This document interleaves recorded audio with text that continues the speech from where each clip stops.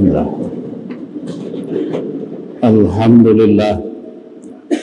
Alhamdulillahilladzi arsala rasulahu bil huda wa dinil haq liyuzhirahu 'ala ad-dini kulli wa kafa billahi shahida. Asyhadu an la ilaha illallah wahdahu la syarikalah wa asyhadu anna Muhammadan abduhu wa rasuluhu la nabiyya ba'dah.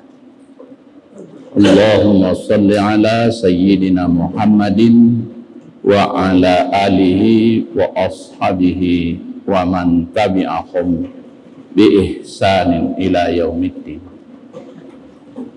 Amma ba'du fa ya ibadallah, usikum wa iyaya bitaqwallahi faqad fazal muttaqun wa akhussukum ala ta'atillahi fi kulli waqtin la'allakum tuflihun. Allah Ta'ala fil Qur'anil Karim, a'udzu billahi minasyaitonir rajim, bismillahirrahmanirrahim, wa fi anfusikum afala tubsirun. Shadaqallahul azim. Hendaklah kita selalu memperkuat apa yang kita miliki, apa yang ada pada diri kita masing-masing. Surat Az-Zariyat. Khutbah kita hari ini berjudul meneguhkan kepribadian Muslim. Islam hadir di antara sekian tujuan atau misinya. Misi yang paling utama itu liutammima makarimal akhlak, menyempurnakan kepribadian, menempatkan akhlak menjadi lebih utama di atas berbagai kepentingan hidup kita. Saat beberapa hari lagi kita akan memperingati Maulid Nabi, itu artinya memperingati revolusi akhlak, perbaikan akhlak. Al-Quran memberikan bimbingan bagaimana setiap pribadi terus-menerus membenahi, meningkatkan kepribadiannya melalui pemahaman tentang dirinya sendiri. Wa fi anfusikum afala tubsirun. Betapa agama memberikan wawasan pandangan bahwa kita manusia adalah makhluk mulia. Walaqad karramna bani Adam fi ahsani taqwim. Kemuliaan dan kehormatan manusia bukan saja menyangkut peradaban yang dibangun oleh manusia, tapi juga bagaimana manusia tumbuh mengisi dunia, bagaimana manusia bisa memahami bahwa soal-soal yang terkait dengan kehidupan ini adalah bahagian yang melekat dengan dirinya. Sehingga di dalam Al-Quran sering sekali kita dengarkan para khatib dan mubalik kita bahwa kehidupan kita, visi kehidupan manusia adalah visi yang paling utuh. Hasanah fid dunya, hasanah fil akhirat, wa bataghi fima ataqallah daral akhirah wa la tansa nasibaka minad dunya. Artinya bahwa memahami adanya kesatuan yang utuh antara peradaban duniawi dengan keyakinan ukhrawi itu adalah tahap paling awal. Sebab yang menjadikan orang salah di dalam memahami kehidupan karena ada di dalamnya, di dalam pikirannya sepertinya dunia dan akhirat itu terpisah. Padahal visi agama mengajarkan kepada kita dia paralel. Dia tidak berjalan sendiri-sendiri. Dia berjalan secara bersamaan. Di saat hari ini kita hidup di dunia ini, pada saat ini juga kita tengah hidup, mempersiapkan hidup di akhirat. Di saat kita sholat ini tidak hanya sebatas kepentingan-kepentingan akhirat saja, tapi justru di dalamnya ada kepentingan dunia. Ada namanya jamaah. Jamaah itu artinya organisasi. Apapun, saat orang mengeluarkan zakat tidak hanya sebatas kepentingan akhirat saja, tapi di dalamnya ada relasi sosial. Ketika orang membayar zakat, ada di sana muzaki, ada di sana mustahik, ada di sana amin, ada di sana kebaikan yang bersifat menyeluruh. Karena pengentasan kemiskinan, menghilangkan jurang antara kaya dan miskin. Bahkan di saat ibadah mahdoh sekalipun, ketika kita zikir, ketika kita berdoa, tidak ada yang terlepas dari kepentingan dunia yang sekaligus juga di dalamnya kepentingan akhirat. Jadi tidak ada dikotomi, tidak ada ruang pemisah antara mentalitas keduniawian kita dengan spiritualitas keakhiratan kita. Ini tidak mudah melatihnya keseharian kita. Pentingnya riyadhah ibadah, pentingnya ilmu pengetahuan, pentingnya kita mendapatkan ta'lim setiap saat untuk itu. Untuk mempersatukan antara komponen-komponen yang ada dalam diri kita ini, komponen mental, komponen jasadiah, komponen spiritualitas menjadi satu, tidak terpisah. Itu langkah awal untuk memantapkan kepribadian muslim kita. Orang menjadi mudah melakukan kecurangan, orang menjadi mudah melakukan kebohongan, bukan karena dia tidak tahu, tapi yang sering terjadi itu keterpisahan antara keyakinan yang ada pada ranah spiritual dengan pengetahuan yang ada pada ranah rasional. Ruang antara pemikiran dengan hatinya ada jarak. Padahal karena tidak bisa dibaca sekaligus saja, maka dia satu dua dimulai. Itu yang kita maksudkan bentuk daripada wafi anfusikum afala tubsirun, mengajari kita untuk terus menerus hidup secara utuh, kafah. Pada saat yang sama kita tengah melakukan tugas-tugas kehidupan duniawi, tapi pada saat yang sama juga kita tengah melaksanakan perintah ukhrawi. Jadi tidak ada keterpisahan. Sehingga dengan demikian muslim menjadi kuat. Itulah yang dibangun oleh as-sabiqun al-awwalun, yang dibangun oleh Rasul pada generasi pertama itu. Mengapa para sahabat rela menjadi miskin? Kita bayangkan rela dari orang kaya menjadi miskin, menimpakan hartanya semuanya. Itu bukan karena pengetahuan yang bicara pada saat itu. Yang bicara pada saat itu adalah rohaniyahnya, mental rohaniyahnya. Mengapa muslim enggan berzakat? Karena dia berpikir pada waktu itu akal pikirannya, kalkulasi yang dipakai kalkulasi otak kirinya, otak berhitungnya. Coba kalau dia pakai otak kanannya, otak merasanya, tidak akan ada orang kaya yang serakah. Kenapa orang kaya bagi kita tidak maksimal memberikan zakat? hanya sekedar pencitraan yang banyak, karena dia selalu berpikir dengan otak kanan. Otak kiri maksud saya, otak matematika saja. Tapi kalau dia berpikir dengan otak kanan, bahwa wal akhiratu khairul laka minal ula, bahwa akhirat itu lebih penting, bahwa nilai dari ibadah akhiratnya itu 1 berbanding 700, bahkan 7 masalul ladzina yunfikun itu, maka umat ini akan sejahtera. Kepribadian kita masih mendua.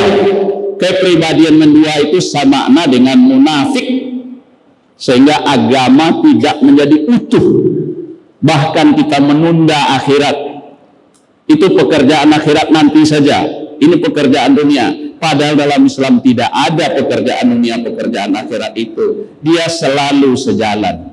Bahkan agama mengatakan wal akhiratu, kata Al-Quran, akhirat itu justru lebih penting.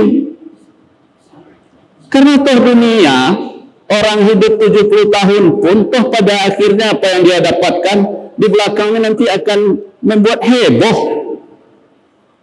Jarang sekali warisan yang mendatangkan manfaat. Banyak sekali warisan yang mengundang mudarat bagi orang tuanya, karena cara mendapatkannya dulu tidak benar. Kalau cara mendapatkannya benar, cara melakukannya dilakukan menurut syariat, dia akan bermanfaat. 1. Yang kedua, makna dari wa fi anfusikum afala tubsirun itu, kita mesti secara terus-menerus melatih diri kita. Fa'fu wasfahu, untuk berlapang dada, untuk lebih luwes, lebih dewasa melihat ciptaan Allah ini secara keseluruhan. Manusia lahir tidak dengan sendirinya. Manusia besar, tumbuh dan berkembang pasti butuh tidak saja orang lain, tapi alam di sekitarnya. Artinya bahwa hidup sebagai anugerah Allah harus diatur, harus dihargai, dan jangan sampai Allah dikecewakan. Kita sudah diformat sedemikian rupa. Jumlah sel otak manusia saja jutaan, yang belum bisa terkalahkan oleh beragam teknologi hari ini. Belum lagi apa yang ada dalam diri kita, mata kita, telinga kita, apalagi diri kita yang lain yang halus yang kita tidak bisa lihat. Betapa rumitnya diciptakan oleh Allah, tetapi semua bekerja dengan baik. Oleh karena itu, makna wa fi anfusikum ini mestinya juga mengingatkan, kalau kita sempurna, orang lain juga sempurna, karena dia juga ciptaan Allah. Maka akhlak terpuji akan lahir. Tidak ada orang kaya yang menindas miskin. Tidak ada yang berkuasa menindas rakyatnya. Tidak ada yang merasa hebat memperbodoh orang bodoh, kalau dia sadar bahwa dia adalah bahagian dari itu. Ini namanya wawasan kemanusiaan. Di samping wawasan yang utuh terhadap keagamaan dunia dan akhirat tadi, kita diajarkan oleh agama kita untuk memiliki wawasan kemanusiaan. Ada namanya persaudaraan seagama, ukhuwah Islamiyah. Ada namanya persaudaraan sebangsa, ukhuwah watoniyah. Bahkan ada namanya persaudaraan sesama manusia, ukhuwah basariyah.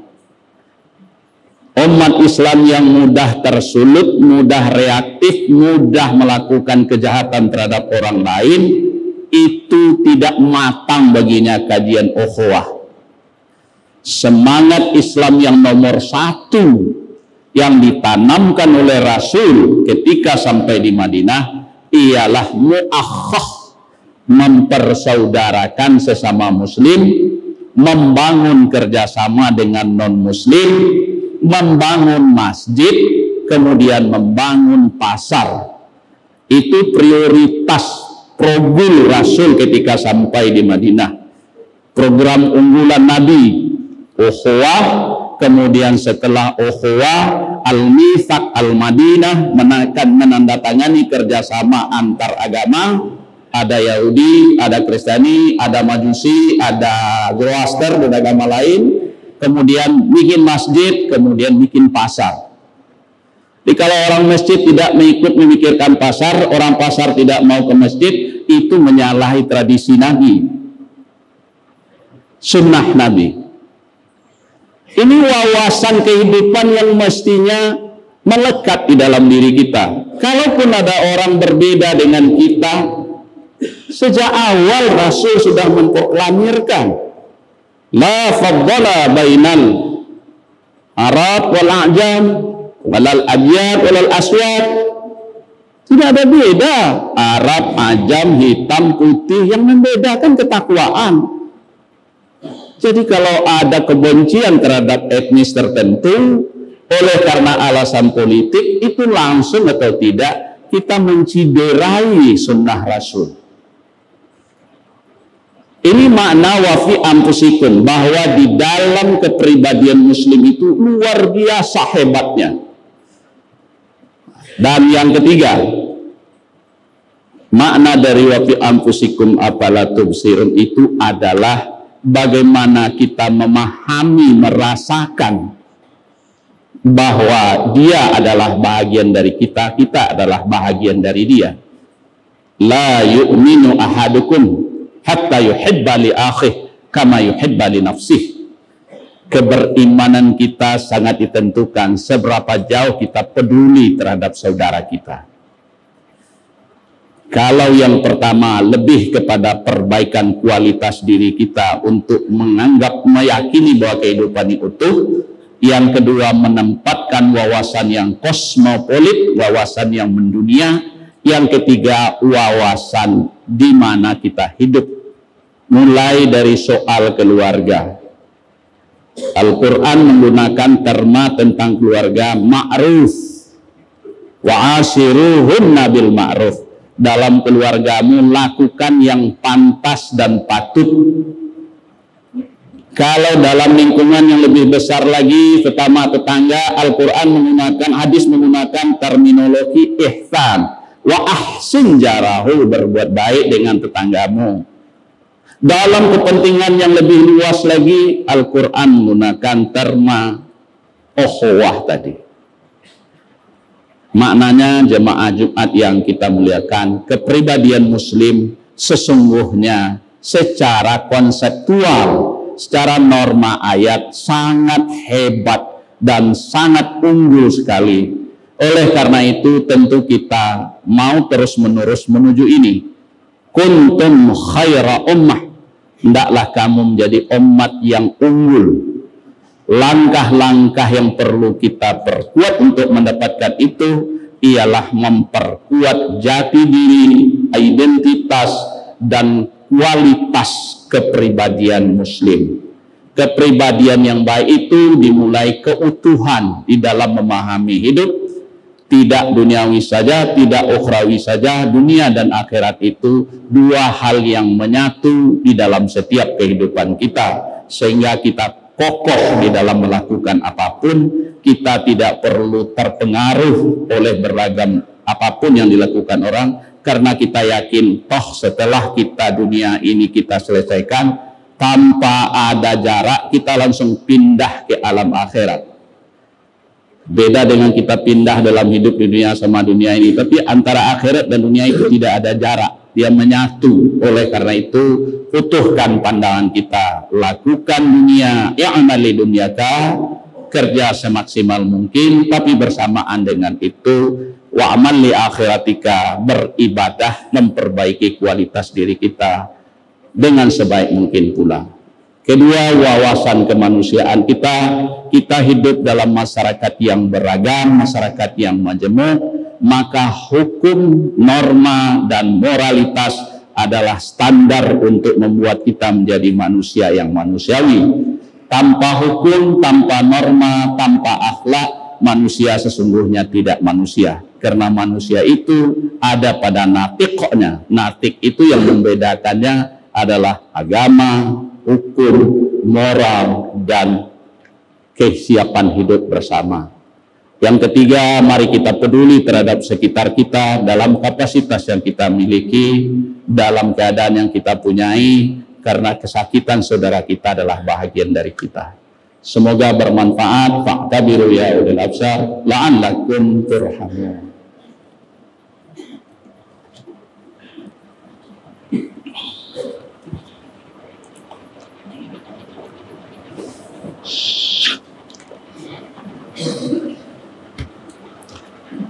Alhamdulillahilladzi an'amana bi ni'matil imani wal islam, wassalatu wassalamu ala rasulillahi sallallahu alaihi wasallam.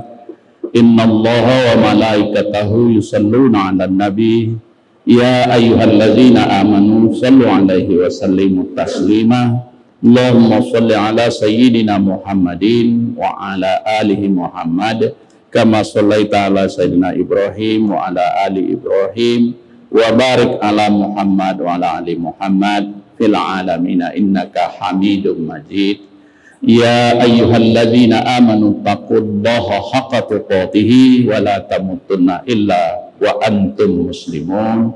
Allahumma filil muslimina wal muslimin